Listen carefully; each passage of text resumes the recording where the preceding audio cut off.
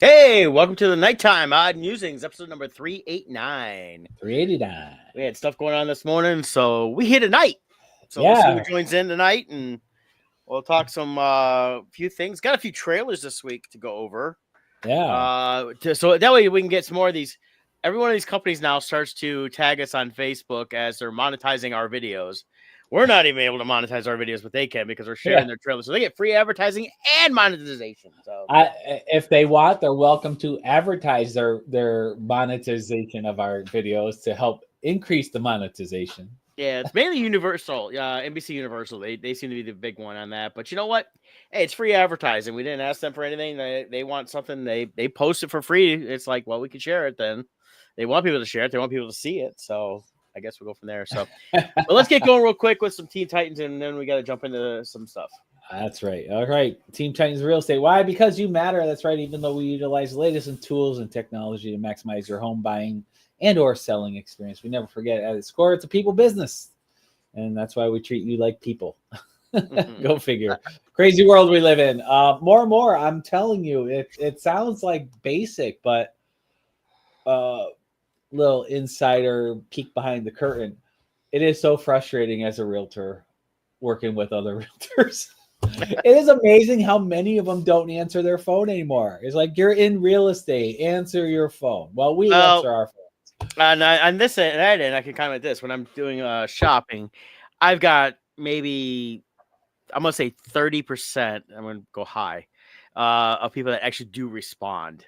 Yeah. Right away. Most of them I'm waiting on them, and it's just Yeah. like I'm doing this service for you, and you've got to respond because I need your Yeah. input. But you So, know, yeah. So if you're dealing with your, like, for instance, when are people going to, if you're listing a house for sale, when are people probably going to see your house? Probably in evenings and weekends. yeah. I see more and more agents posting in their comments that they don't answer the phone after 6 p.m. or on weekends. What? I didn't realize that so many people in different business opportunities are still living in 1947. Yeah, it's crazy. And here's the thing, it matters to you. These are things like when they do their sales pitch to you to list your house, they don't tell you that, oh, by the way, we're not going to accept offers or take phone calls during evenings and weekends. It matters because they'll try to spin it like how it's some kind of advantage. But I've been in situations where we've had buyers where they liked two houses and they had trouble deciding between the two. And I'm like, well, this one here says they're not even going to look at your offer until Monday. They're like, well, then let's make an offer on the other house and we'll know if it's accepted or not. And if it's denied, then Monday we'll do this one. And then the other one gets accepted and they never even try on the other one. So the seller is missing out on potential sales without even knowing it. Yeah. It Jill and I, we're a team. Between the two of us, we are available 99.9% of the time. It is very hard for you to pick a day and time where both of us are unavailable. And if we're not, it's very soon after. Yeah. So we take really good care of you. We're always available. A large majority of our business comes from past clients coming back to us or them referring friends or family. And that shows us we're doing our job right.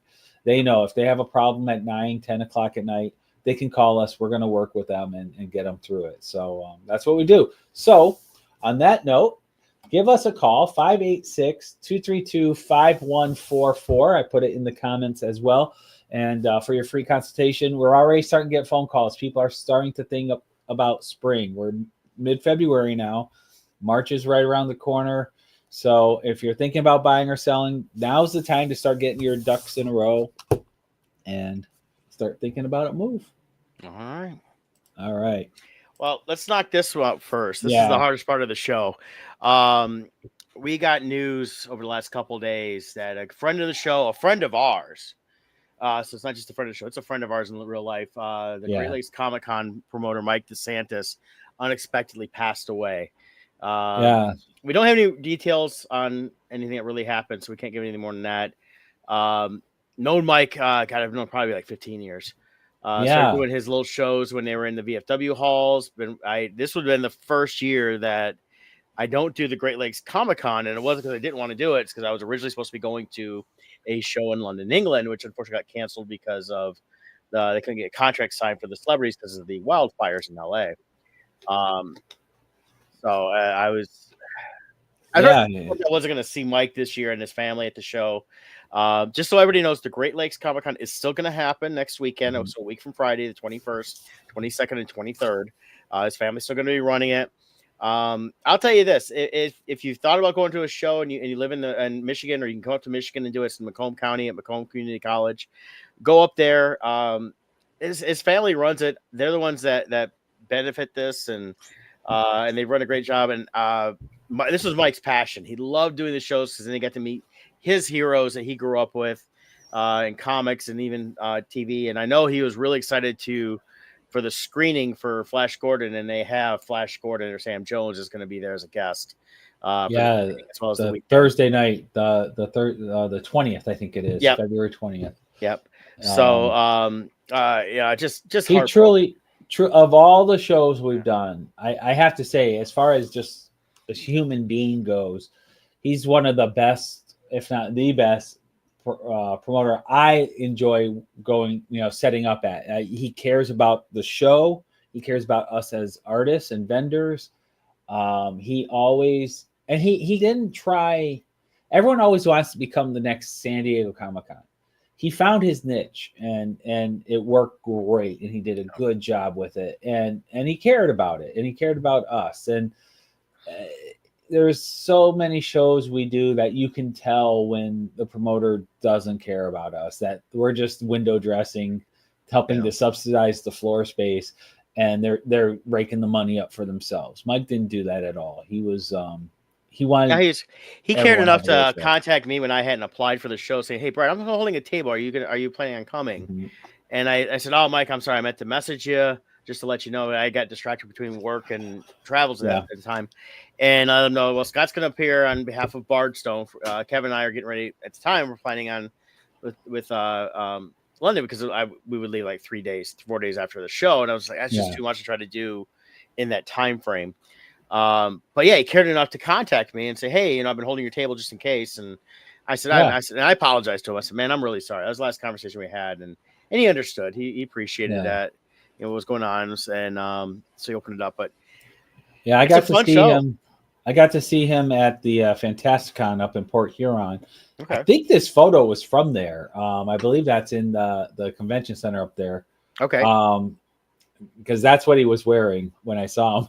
Yeah, I can see that. That was shared by Dirk Manning. Yeah, and he had, he in addition to his own shows, he loved collecting comics and trading comics, and he would set up booths at other Comic Cons also. Yeah, he was a comic dealer in a lot of ways. Not as big as some others, but he had enough, and he was always looking for his, as they call it, the Grail comics, all the ones you want for your. That's what I will never get rid of, and he was always going to that. And he was a big Spider-Man fan, so of course, picture with Spider-Man, because he called his company Webhead. Yeah. So it was a shock to hear. Brett and I were desperately hoping this was a hoax and some kind of misinformation, but unfortunately, it turned out. He passed suddenly on Monday morning. That's the only details we know.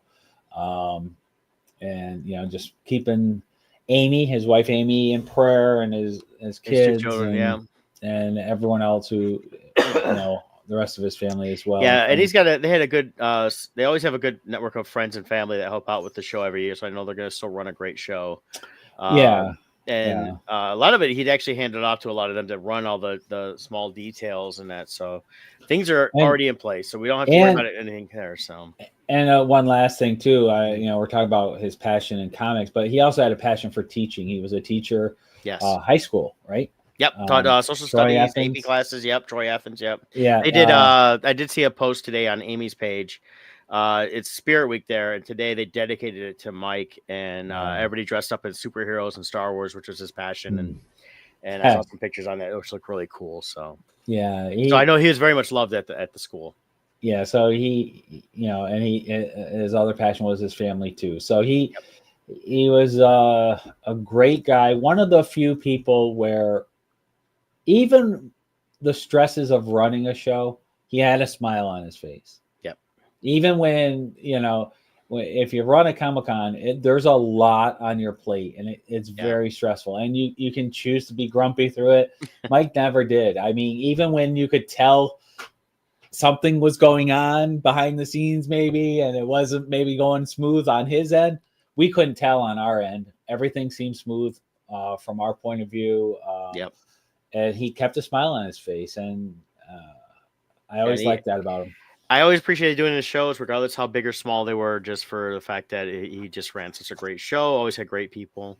Mike really was one of the best of the best that we dealt with in the comic industry, and I'm really gonna miss the guy. It's one of those things where you say that, but you usually mean it. But I truly mean it with Mike. It's someone that if I saw him in another show, whatever else, I always liked having just a few minutes to catch up with him, and chat and stuff like that. And he was always great to Scott and I. Heck, a couple of the shows, the Great Lakes one, he's like, "Hey, we're going to dinner. You guys should come with us. I got extra seats." Yep, that was fun. We got the kiddie table, but it was nice to be invited, and different stuff like that. And he always looked out for us. And and way back when, I also helped because of my connection with the 501st. I helped get the 501st involved with his early shows, and now I don't take part in any of that. But they're regulars now. And that, I'm glad I was able to help him get that, because at the time he was like, "Oh, it would be so great if we could get you guys here." I'm like, "Oh, I got you.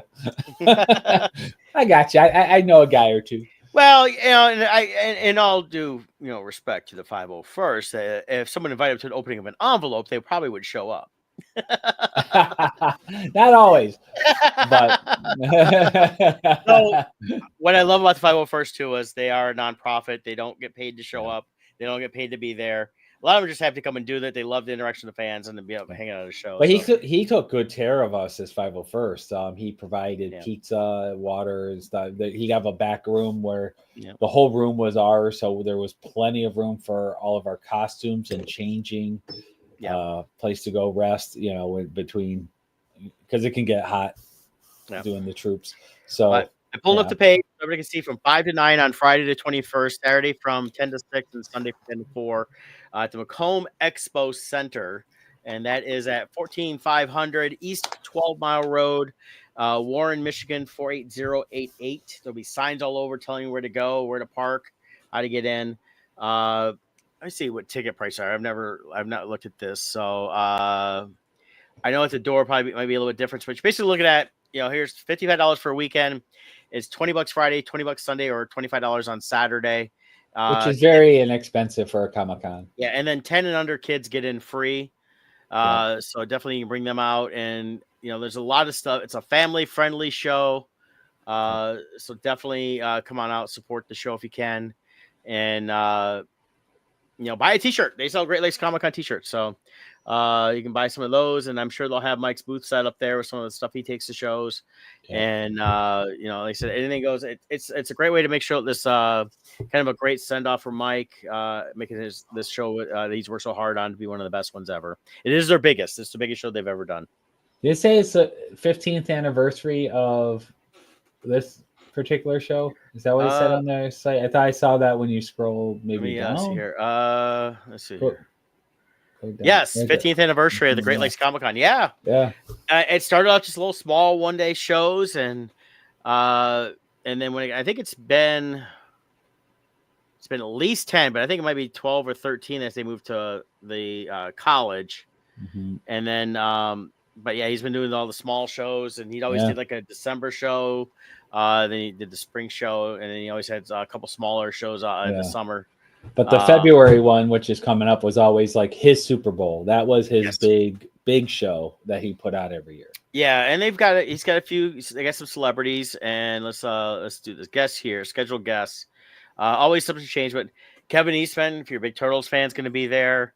So it's a great way to see him. Sam Jones, that we're talking about from Flash Gordon, Ted 2, the Highwayman Spirit. With the guests that Mike would always get, he kept the old school Comic-Con feel.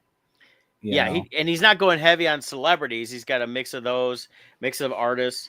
You got like Rick Parker here, who does work comics. Same thing with Lisa Truciani, Eric Talbot.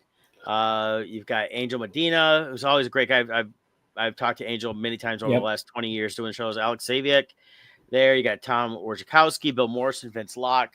Bill Loebs is only going to be there on Saturday from 12 to 3. You got Arvell Jones, Keith Pollard, Jason Moore, and then, of course, Scott Zambelli. Yeah, that's right. So definitely come out and support the show. I haven't decided. I may come out on Friday just to come out. I'm waiting to see what how everything's looking with what I got going on. See if I can swing out there and hang out for a few hours. Friday, I'll definitely have an extra pass. Okay. Yeah, if I can come out, I'll let you know. Yeah. And then hang out, visit everybody, and just wander around and go from there. So yeah. So yeah. So Mike, miss you, buddy. Gonna miss you. And as long as they have the Great Lakes Comic Con, we will always promote it on our shows and try to be there when we can. Yeah, definitely. Yeah. So gotta get on with the show. Other news. I watched Jill and I on I want to say it was Netflix. It might be on Amazon Prime, but it was a movie for streaming called You Are Cordially Invited.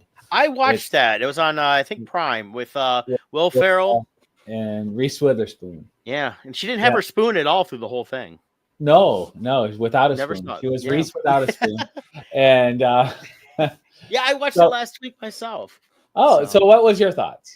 You know what? It was not bad. I thought it was enjoyable for what it was. I was glad it wasn't too much over the top Will Ferrell trying too hard to be funny. Mm-hmm. It felt a little off here and there in terms of some things. So it wasn't like, I mean, if I had to rate it, I'd probably get like a 6.5 overall, only because the middle part and everything else felt a little jumbled before, and then the last part I kind of liked, and then everything up to it. I liked, they kind of built up like a little bit more of a war between them, but the war really wasn't that intense. It wasn't that ongoing. It happened all within like a 15 to 20 minute part in the middle of the movie. Yeah, for us, I'd probably give it about the same rating as you. We enjoyed the first half. Yeah. I felt like where the parts started falling apart was just like you were saying with Will Ferrell, is there were parts that just got way over the top with him where it didn't fit the rest of the movie. And it's just like he's having this serious conversation with his daughter. And it's like, well, remember I told you I wasn't going to date? And she's like, yeah. He's like, well, I had a 3-way. It's like, well, and that's the Will Ferrell comedy stuff that's always coming out. So like there were moments like that, or like the alligator part, like the alligator part I laughed at because it was funny, but it didn't fit the rest of the movie. Yeah, they were trying too hard. From you could see the parts where Ferrell. Yeah, they went through this whole bit just to get them to the weddings, and the weddings take place in the middle of the movie. Yeah, and it was like, and they were working together. It's like, okay, where's the conflict? You know, realistically, in real life, the way everything's set up at the beginning, it's like all she had to look at and go, no, we paid for it. Our name's there. I don't care if his name was written in there where he put the show where she had originally wrote it on another piece of paper, but we paid you, didn't get the struck out. You know, it's like it's move, but you guys gotta have the tension for that. But they didn't have as much tension at the beginning. They had the whole stuff in the middle, and then they had to set up the whole romantic ending part, right? Which felt forced. It did. I think it was a typical made for streaming movie where they had, it's like, hey, we need content. It's like, well, we have this partially finished script. It's like, good enough. And it's like they had a good concept that I think could have been developed well, but I think they just rushed it through just to have content and went over the top in some parts. So I think a 6.5 is a fair score. If you feel like watching something, go for it. You know, it wasn't bad. It was just, and there is some funny bits, but I think that it definitely feels a little uneven and so much on the progression of the story, stuff like that. Even IMDb gives it a 5.5. I'm being generous at 6.5. Yeah, I pulled up just to check because I wanted to check something on this. I believe, I think is it the Hello Sunshine? Is that hers? Yeah, Reese Witherspoon's one of her company was one of the producers of it, which I figured it is. Anything she does anymore, that's what she's going to do. Yeah, and I just think it was, I think that I there's times I like Will Ferrell and times I don't. as and different movies and that stuff. And I think it's when he is. I think this one they had a little more chance. If they could have been more romantic comedy than trying to be mixing in a little romantic comedy with goofy stuff. Yeah. I mean, there's some weird, uncomfortable, funny, which actually kind of was funny and worked. You know, him and his daughter singing "Island in the Streams." Yeah. And of course, they explained it later, because that's what him and his wife used to sing. The whole thing talking about, well, the wife died, stuff like that. It kind of, in some ways, that whole thing should have been. They probably should have made it more serious at the beginning with that, and then led into the comedy bits, and then read into what we booked. And personally, in terms of how they booked it, I would have said, excuse me, wrote it as both were booked, and then they realized something happened, so then they have to compromise that way.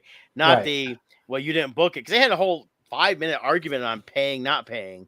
Right. It was like, okay, you guys can move on. So yeah, I felt like that was like because Will Ferrell does a lot of improv during takes, and they'll do many takes, and so I felt like it was his humor was trying to force its way in, and that's where it kind of the disconnect. I think had they redone this movie without Will Ferrell involved at all, and had more of a, I don't know, Matthew McConaughey or somebody who is known for romantic comedies as the man in it, I think it probably would have gone better and had more of a true rom-com feel. I think so. But so my biggest shock was this. Yeah. So like they're setting up this love interest between Reese Witherspoon and Will Ferrell. And I'm like, what is their age difference? So I look it up. Did you know Will Ferrell? So Reese Witherspoon's 49. Yeah. Will Ferrell is 57. Yeah. I thought he was like 65. Oh, I know. He definitely he's aging. Actually, it's not so much that he's aged bad, it's that she's aged really good. Yeah, but he was he's our age. He's just a little he's older. He's got a couple years on us. Yeah, I know. He had a lot of gray and a lot of wrinkles. I've got the right here. You can see I got the whole Reed Richards thing going on. Yeah, but he's got the crow's feet going pretty big. Yeah. I was like, oh, I thought he was 65. Yeah. No, I thought he was, well, he's almost 60. So, yeah. But yeah, no, I mean the age thing was there. I think that the character development on her and him and how they could have built up to get to that point should have been a little bit better and a little more. I mean, you could see it, and then of course when they do a little thing at the end where, oh yeah, here's how he looked. They showed him throughout the whole thing, and I said there was some funny bits here and there. Like I said, it's not worth if you're like, I just want to. That's what I was doing. That I was like, I want to find something to put on, and if it's good enough to watch, I'll watch it all the way through. Otherwise, if I fall asleep, I didn't care. Yeah, you know, and that's what it was. And I watched it all the way through, and then, like I said, it wasn't bad, not really rewatchable. In my opinion. I agree. Yeah. Jill wanted to shut it off. Once he was fighting an alligator, she's like, okay, this is just ridiculous now. Turn it off. I'm like, we only have like 15 minutes left. I didn't sit through all this to not finish. Yeah. And I kind of knew where it was going to go and all that stuff. Yeah, they telegraphed. And I did like the proposal thing, and I thought it was kind of funny. And the guys come out, the stripper husband of the one gal. And they all do the whole thing where they're in their Speedos with the writing, and I did find that kind of funny because it's one of those awkward things, like you just didn't expect it at that point. Right. And also here it comes, like, okay, that's kind of funny, and that's that goofy comedy you almost expect from a Will Ferrell movie. So but so I watched that too. Yeah. All right, cool. And then we had the Super Bowl and Super Bowl ads, which seemed to be, they there's a couple I remember laughing through, but I can't tell you which ones they were. Yeah. I remember seeing because I saw a couple on the Today Show ahead of time. They showed the Little Caesars one with Eugene Levy with the eyebrows. Yep. That was kind of funny at first. Second, third, and not a bunch of times I've seen it. It's like, okay, it's annoying. It's funny the first time. I thought I haven't seen the full extent. I've seen bits of it here and there, but the Dun Kings, the one with Affleck and all them. They brought in Jay and Silent Bob. I personally like that one because I thought it was just kind of funny, and they were supposed to be set up like at a convention or something like that. And it had a Dun Kings album that Jay and Silent Bob were going to sign in the extended cut. And then Affleck had his full on Boston accent going, which I think Duncan is based out of. I know they're big East Coast, more East Coast than here. We know we've got them around here, but I thought it was like most of the commercial I could care less for. I watched the whole game. And the game was fun. I enjoyed the game in a lot of ways. It's not that I was really wanting the Chiefs to lose. I thought they would be more competitive. But it was just, I compare it to how the Bills and the Commanders beat the Lions. The Eagles came out with their defense and did something completely different that the Chiefs were not expecting, and they sacked Mahomes 6 times. Well, I think the biggest obstacle the Chiefs had was the refs were no longer able to call in their favor. Oh, yeah, there's a couple of them from previous games. Some of those hits by Philly, I think, would have been called roughing in previous games. Oh, yeah, and I could tell that the couple times that Mahomes ran, they basically told him, don't do that last second slide because they're going to call it this game. And he would do that, and then someone would hit him, and because they were going for a tackle, he would slide, so they'd smack him in the head almost, and they would call, unnecessary roughness and targeting. So, yeah. But, I enjoyed the game for what it was. I liked the Eagles. I liked Jalen Hurts. I liked Saquon Barkley, though he didn't play as good as – but he didn't have the numbers that normally – but the team itself, you can see, was a solid team that came around. And it really looked like the Chiefs, just from the get-go, just did not have it there. It's almost like they didn't want to be there. Oh, yeah. It was. I wasn't watching the game. We had to go out to Western Michigan University. Jill's daughter, Alexis, was playing. She plays in the orchestra, and they had this really cool thing with the Titanic where they were paired up. The orchestra played the music, and then the theater department did the singing. And so it was like a play, but they weren't full on acting it out, but they had some speaking roles, and it was like a musical, and everybody was assigned a part. Okay. But so it just didn't have the backdrops and the full on choreography of a play, but voice wise, it was like a full play. Yeah, I've seen some things like that. Yeah, it's not a full musical theater, but it's basically it's a way of showcasing the songs. Yeah, so it sounded like a professional performance. It was so good. People were actually crying in the audience because they had some powerful voices, some of these kids. It was amazing. So we were out there for the day. So on the way back, we stopped at a couple places, and I would catch glimpses of the game. And the first glimpse, it was 27-0. I'm like, whoa, what's going on? Oh, yeah, that was not expected. And I mean, just the scoring itself was just way. Yeah.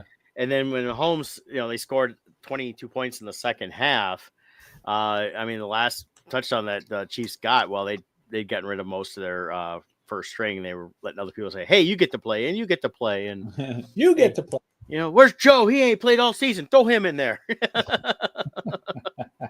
So, but the season's over. Next year, hopefully the Lions will be there. I'll be rooting for them all the way. I know I had a lot of people I delivered to over the weekend would mention something about football, and almost all of them said, like, go Lions. Like, I really hope both teams lose. I'm like, I'll watch it for us. I like a few of the players.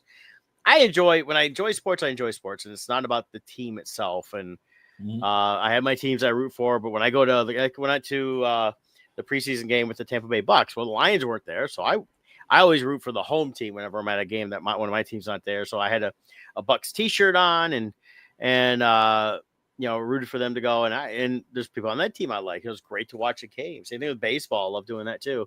Yeah. Arizona's fun to go to. I haven't done Arizona yet, but I'd like to. You didn't see the Diamondbacks? No, I'd like to do that one. I've done the Rockies, Tampa Bay a few times, of course, Tigers here. It's been a few years since I did the Tigers. We're going to try to go this year because the Cubs are in town to get Kevin and Brandy up. Yeah. Back when I did Phoenix Comic-Con, and especially the early years of doing it, I used to hit a Diamondbacks game every year. It was a fun game to do. I think the couple years I went there, they weren't in town. Yeah, they were away games. Yeah. So, and then, I'd like to eventually hit all the ballparks in that. So, but yeah, I enjoy going. I like going to live games, and then when I do watch on TV, if it's not one of my teams, it's a good game. I enjoy it. Super Bowl, I just watch because it's Super Bowl. If I truly didn't care about any of them, I probably would have shut it off at halftime. But yeah, but it was fun. Well, along with Super Bowl came some Super Bowl ads, but also some Super Bowl trailers. Yeah, we've got a few. Which one do you got queued up? Thunderbolts. Put it up? Yeah, go ahead. Right. You got is that the full one or the ad or the big game trailer? This says big game trailer. It's on the Marvel website. I've got the it says I don't know if this is the same one, same big game trailer. So go ahead and pop that up. Pop this one up. Okay, Yeah. let me pop it up. Let's see. Here we go. This is through Marvel.com for all the copyright holders who are going to try to take our monetization. Yeah, it's All the same one I pennies. have. It's actually on YouTube, but it's the same one I have. Yeah, yeah. It YouTube. says watch on YouTube. Here we go. Let's talk facts. The Avengers are not coming. Who will keep the American people safe? There's some big threat out there, and you are gonna help me stop it. Wait, us? Yeah, you. Why, you got someplace to be? I love that guy. So none of us comply? So what, we all just punch and shoot? I can't think of a worse group of people trying to work together. Stop! Me! John, stop! Where are you? Everyone here has done bad things. You can't escape the past. Hey, it's like your mind is somewhere else. So you can do something about it now, or live with it forever. This could get messy. No shit. You thought you were gonna be some great saviors? You can't even save yourself. We can't do this. No one here is a hero. Lena, when I look at you, I don't see your mistakes. That's why we need each other. Okay, that was really good. We are the Thunderbolts! Can't call ourselves that. God, thank you. This has makings of team that can raise to glory. Bring light from the darkness.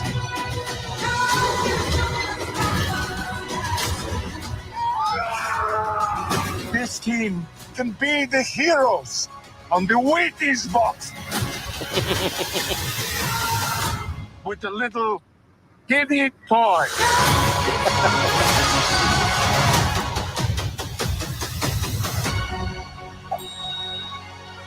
Alexi, have you slept? I'll sleep when I'm dead. I'd like not to die today, so maybe somebody else should be driving.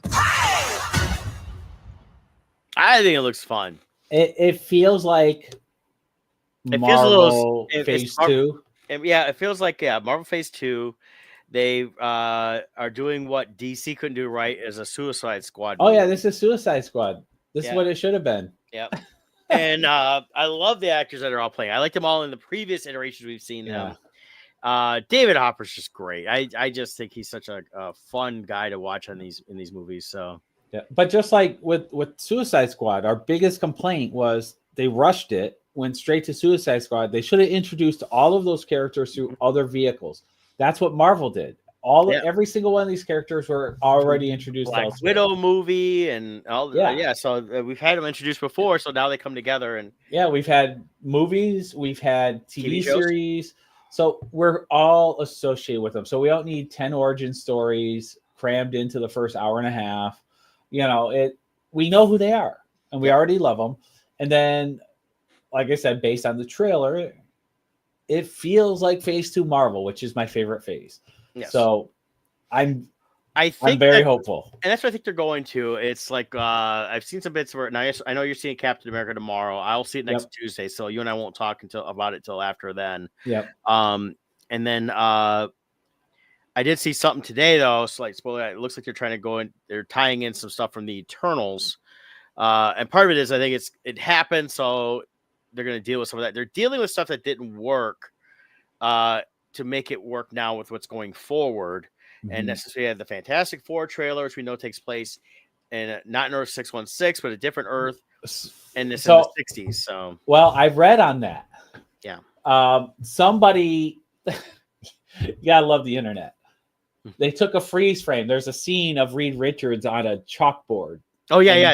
You're talking about the multi-dimensional bridge and all that. Yeah. So what they're theorizing is their origin story is here in our timeline in the MCU, and then they get sucked through a wormhole and end up in the 60s, and he's trying to find his way back for them back into our time. So that's why he's so knowledgeable in the 60s on physics and everything else, because he's a genius here in our modern time. Okay. So that's what they're theorizing is happening, is the mathematics there was like how to get back to the and that would tie in with the trailer when he talks about, when we all lost our powers, we're coming into this thing after the fact in some ways. So that might be. It could be that. Happens. Yeah. But I think a lot of it is like we've talked about before. There's these movies here, they're going to have some of those elements, but they're now getting back on a direction. Yeah. And getting things going. And yes, the Avengers are gone for Thunderbolts. We know there's going to be an Avengers movie because they got the Doctor Doom appearing in that. But the Avengers in the future movie coming up are not going to be the Avengers we know, because they're introducing them through these different modes. Yeah. Do you have up the newest Fantastic Four trailer? No, but we can bring it up. You want to watch it again? I think they show what's her name as the Silver Surfer. I heard. I didn't see it though, so I don't know. I've only seen like some clips here and clips, but actually like still shots. The only one was the one trailer we watched last time, and I didn't remember seeing it's the same one. Okay, so they haven't come out with the new one. Let's see here. That's Screen Culture. You got to watch because they will pop up. Trailers will pop up like they're brand new. All right. So here, I'll share this one. We can watch it again. I mean, it's share this tab and then pop you up here. Go from here. So it's the same trailer we watched already. Okay. So. Welcome to the Baxter Building. We make a point to do family dinner every week. Sunday at 7 on the dot, no matter what. We're all here. Notice the screen was TV size. Yeah. How's that sauce coming? Yeah, I'll be the judge of that. Okay. Is this guy good or what? I want to add a couple cloves of garlic. Not because it's not delicious. I just want to add a little bit of zip. Okay? T-5. Before we went up the first time, you couldn't turn invisible. Ben wasn't a rock. The best pilot in the world right here. Yeah. Best looking, he means. And Johnny never caught fire. Ben has always been a rock. Johnny is Johnny. Hi. And I am right here. Whatever life throws at us, we'll face it together.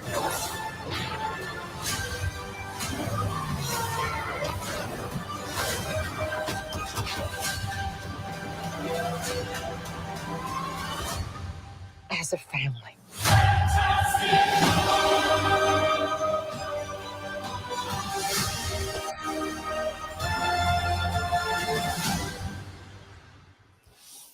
So I wonder in Thunderbolts, they say there's this large threat, and you see this giant shadow being cast. Like, could that be? I wonder if they'll have Galactus in there.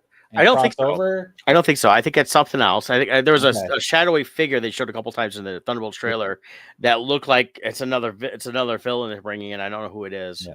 I'll have to do some search on that. Here's my theory on the Fantastic Four, which is he's not from our time. He is from right. then. You think it's multiverse, right? I think it's multiverse, and I think what it is he's looking at the bridge as a way to go back to fix whatever did to. So I think he's trying to fix Ben Grimm. That's his best friend, and I think I can see that fix that stuff because he mentioned, when in the little clip there he says, before we went up, before you could turn invisible, before Ben was all rock. I think he's looking to go back to fix that. Could be, and I think that's what it is. It's kind of, and that would fit a lot of, things on how someone is when something happens and they're that brilliant. How can I fix this? I should be able to fix it because he is the most. And then if you do the bridge, to the future. If you do the time travel theory, the other theory that was being put out could be the same situation. Could be he tried to jump back in time to stop it from happening, but he went too far back, and they all ended up in the 60s. Yeah, I don't think it's that. I don't think it is that. I think they're all from then, and then he's trying to go back and be able to go back and fix it. And then what he'll do is he'll open it up, and they'll get sucked through this Earth 616 from their Earth. Because I thought I'd seen a couple confirmations they were on a different Earth. Okay, yeah. So The, and that's the whole thing with that. Because the only New York complaint, is a completely different place than we would see in the Avengers and everything else. The 616 Earth. The only complaint I have in watching it a few times now is I don't like the voice of the Thing. Oh, see, and I do. Do you? It's not the Thing. To me, they're trying to be more like Korg, where he's funny, and Korg is funny. And well, I think what it is the guy he kept the guy's voice. It's just instead of him losing his voice and getting all gruff sounding, they've always in a couple iterations we've seen they always make him more gruff sounding because of The Rock. Yeah, but I'm thinking they're they're still. I think they're still trying to show that even though he's all rock, he's still human in there. Yeah. For me, the voice doesn't. It's like Ultron when I watch Ultron and Spader's voice is Ultron. It takes it out of reality for you. Like it doesn't match. Yeah. So we'll see how it is. Like maybe when he gets angry and he yells, maybe it'll sound more like the Thing. And when we see that, I'm sure we'll see another trailer where we got to see, see him mad. Yeah. So we'll see how that goes. But that's my only complaint. Everything else about it is looking good. I wouldn't even say it's so much a complaint, just more of a criticism. Yeah.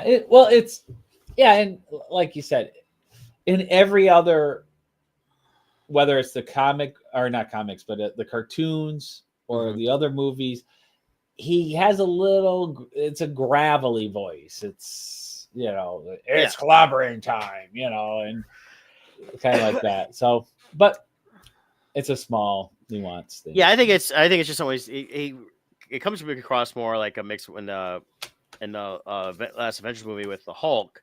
He still sounded like that, but then he could still do the full when he needed to. Right. So I think his talking voice when he was merged with Banner. We'll see. Yeah.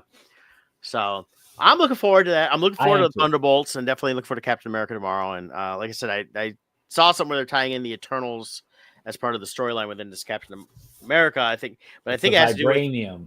Or vibranium or the adamantium, one of those two. Or adamantium, I think you're right. It's that thing sticking out of the ocean, supposedly like the metals in it is the new Adam.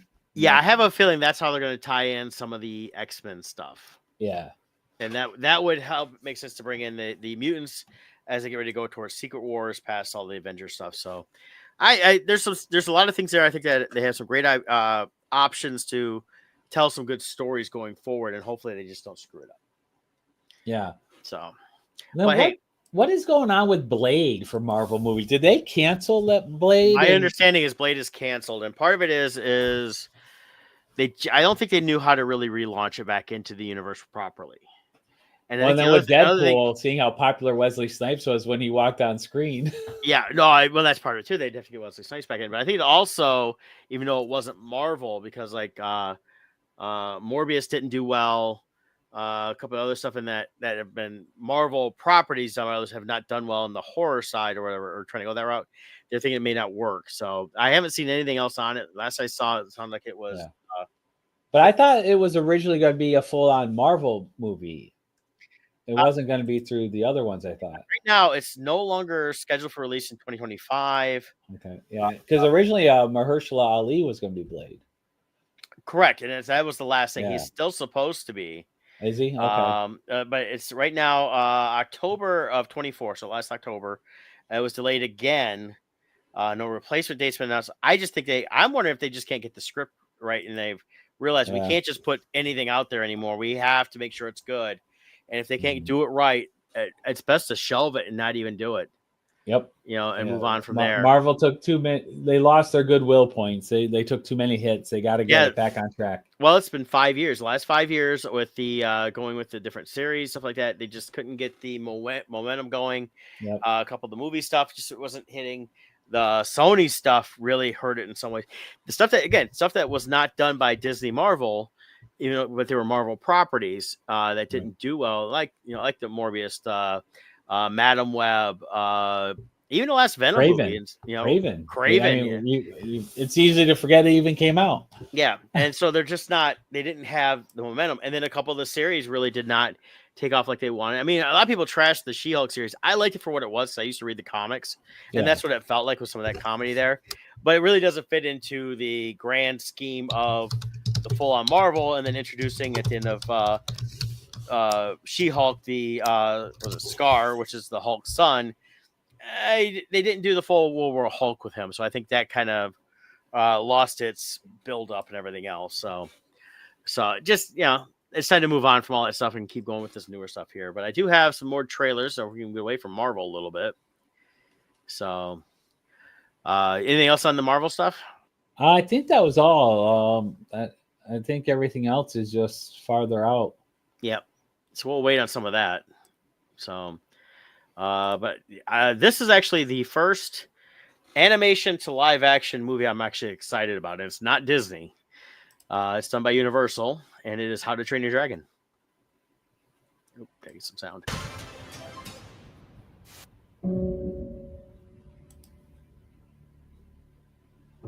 We are all descendants of the finest dragon fighters from everywhere the Vikings ever traveled.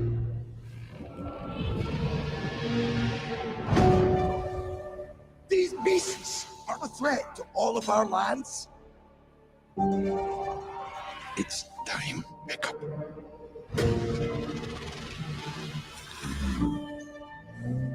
I have to kill you. I will, because I'm a Viking. Hear that? I'm a Viking!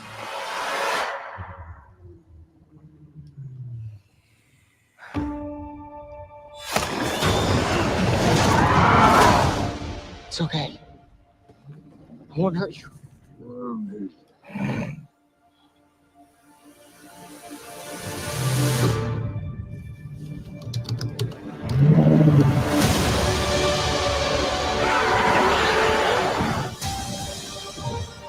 Maybe they're not as bad as we think they are.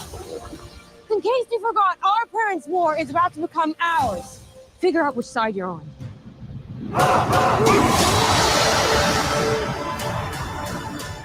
They've killed hundreds of us! And we killed thousands of them! Toothless, no! He's a friend! You all need to see this. I'm not one of them. Wow, you've lost everything. Your father, your tribe, your best friend. What are you gonna do about it? Probably something stupid. Well, you've already done that. Then something crazy. What's up to us? Us? Stick with me. All right, bud, you ready?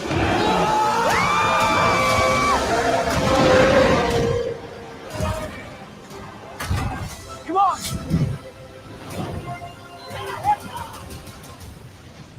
Here it comes! The terrible terror! It's like the size of my... I think it looks good. I like the animated movies, and I think they did such a great job in the trailer translating that feel to that, and not trying to change it. The trailers for the live action cartoon, the live action stuff that Disney did, it felt like they're always trying to change half the story.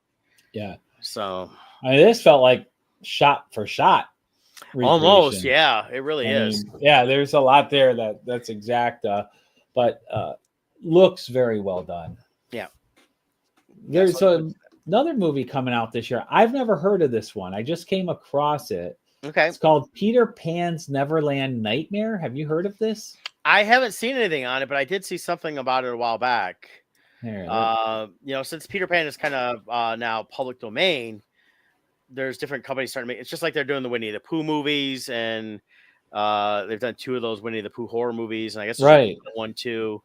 But yeah, so here, let's see what this is about. I haven't seen the trailer yet. I just came across it. Yeah.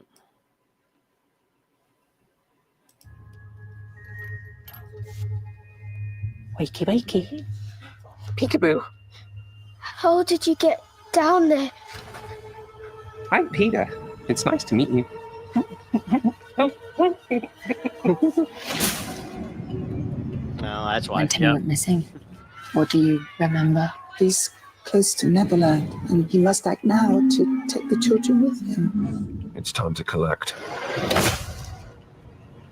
Oi, freak! You gonna pay for that?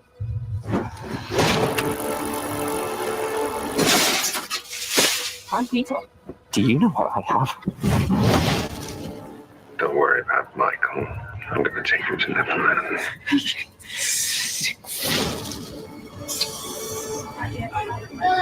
So if you need a hand...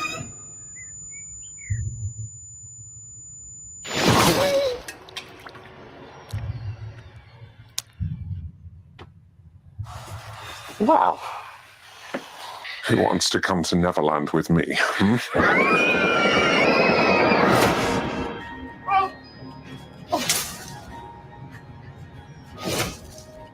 It's my Looks duty creepy. to send the kids to Neverland and protect them from this world. In a place where you can be a little boy for the rest of your existence.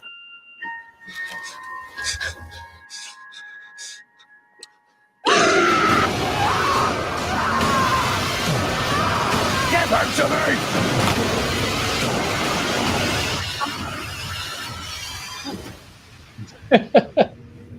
Dang. So it's. Oh, it's Marco. Hello. So it's already been released, probably over in Europe or whatever. So Looks like a movie Kevin would like. yeah, your mom says it's creepy, dude. Yeah, it is creepy. Hey, Mom. Yeah, I haven't seen the Winnie the Pooh one, so they didn't appeal. It just looked horrible. That looks like okay. I want to do it with Peter Pan. Yeah, it looks like it could be in that genre. Yep. So I don't know. that's all I'm seeing though for current trailers. We have the new one. What you Also, got? I got the last Mission Impossible. Oh, I haven't seen this one yet. Yes, so that's Tom Cruise running. just teaser. Still. Your mission, should you choose to accept.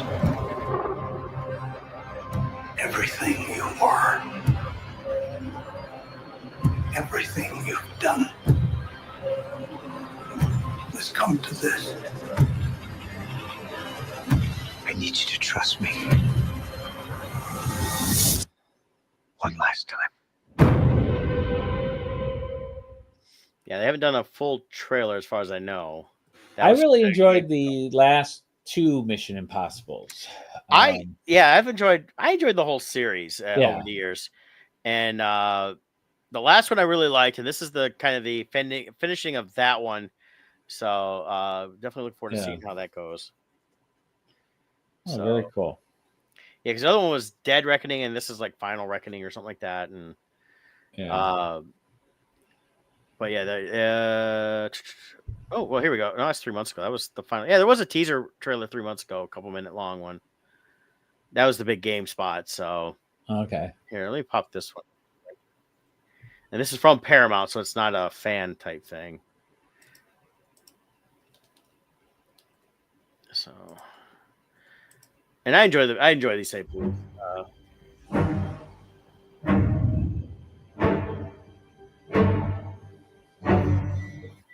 Our lives are not defined by any one action. Our lives are the sum of our choices. Everything you are, everything you've done, has come to this. When the need for certainty is absolute and the odds are deemed impossible, the mission falls to him. Should he choose to accept? For every life you tried to save, you gambled millions more. and now the fate of every living soul on earth is your responsibility. That's the pattern, isn't it? You refuse to sacrifice the ones you hold close.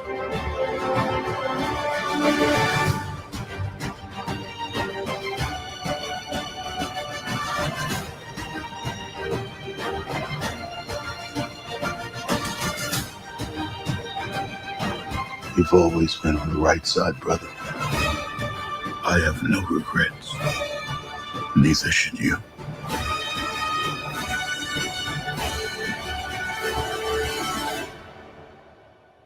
I need you to trust me. One last time.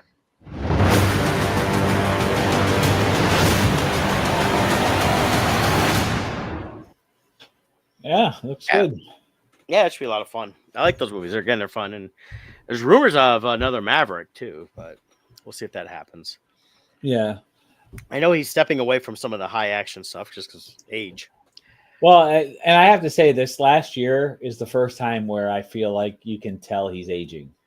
Yes. This past year, up to then, he like really stayed consistent with his look, but you can start to see it now. So those, at some point, with the intensity that he does his action sequences, he's gonna have to start. Oh yeah, physically wise, you can only do so much. So yeah, I mean, he's pushing the limits as it is. Yeah, with how extreme he gets. And with doing all these Mission Impossibles, doing the Maverick, he needs to go back and start looking at his previous movies. He needs to go back and do the what was the one with the agent one that him and Renee Zellweger. You know, we need to see that 30 years later. Yeah. And bring the same Show kid me back. the money. Yeah, bring the same kid back as an adult, and he walk in and go, "Yeah, you know, the human brain still weighs like 3 pounds." You know, you're like, "Yeah, kid, I know. You're like 40. Go home." Yeah. You know, and then go all the way back to like Taps and then different stuff we did back in the 80s. You know, you should do all those backwards. You know, right. So we got to talk a little Kickstarter before we get off here tonight. Yeah, I'll post the link in there. But we got Kevin Meinert's Kickstarter going. We meet the minimum funding of 800, so we're at 900 now. So that's good. He's unlocked the pin, didn't he? Not yet. $1,000 will unlock the new pin. Okay, so we're only 100 away from unlocking that. So let me post the link in here. Visit the Kickstarter at paste and copy. Go. All right. So the link is going there, so you can go and get your enamel pins. Yep. He's got a good selection to choose from. They're full color. Brett has ordered from this company also, and the quality's great. You're gonna love it. Yep, this is where I got my the Carl one I kind of teased before. So yeah, and the quality's good. Now we don't need to put it up high. Okay. But yeah, just good quality, nice feel to it. It's just like even the Disney ones. You know, they're good, solid pins, enamel. Yeah. Put them on your. You gotta buy them. Put them on backpacks, their coats, their lanyards, and everything else. Yeah, and then we have the Poe bundle here. So he has some bundles where you can get some of his trades along with the pins. So there's some different ones there. The Crimson Shadows bundle that he has, Bardstone bundle, and then stickers and all kinds of stuff. So go check it out. Original art. Nice thing is when you do select whatever's pin reward you pick, you don't actually pick the pins until the thing's done. So as we unlock pins, those become options for you on that. And at any time during the Kickstarter, you can add on more pins. So if you know, like, okay, I want these 3 or I want these 5, you go in and add on a couple more of the ones you know you want for sure, and then you can go and do the other ones, select those later on. Yeah. So there you have it. Excellent. Go check it out. 13 days to go, but don't wait 13 days. Do it now. Yeah, so it's gonna go fast. So if you want to know, especially help get the new pin unlocked, and then we got another one at I think $1,500 and then $2,000. We've got some unlocking pin options there. So yeah, good stuff. Excellent. And there we have it. Another show in the books. In the books. So careful driving tonight if you're out and about in Michigan. Oh heck, and most of the East Coast. Yeah. A big swath is cut through most of the country. It's really nasty out there. Ice and snow. It's gonna. I know here in Michigan, it's gonna be pretty bad through probably most of tomorrow morning. That snow will be done by 4 or 5 in the morning, but it's gonna be cleanup. It's gonna be the hard part. So just be careful out there. And we will try to catch y'all next week, Wednesday, probably our 10 o'clock time, unless something comes up and we gotta change the time again. Yep. So take care. All right, we'll see you guys later. Bye. Bye.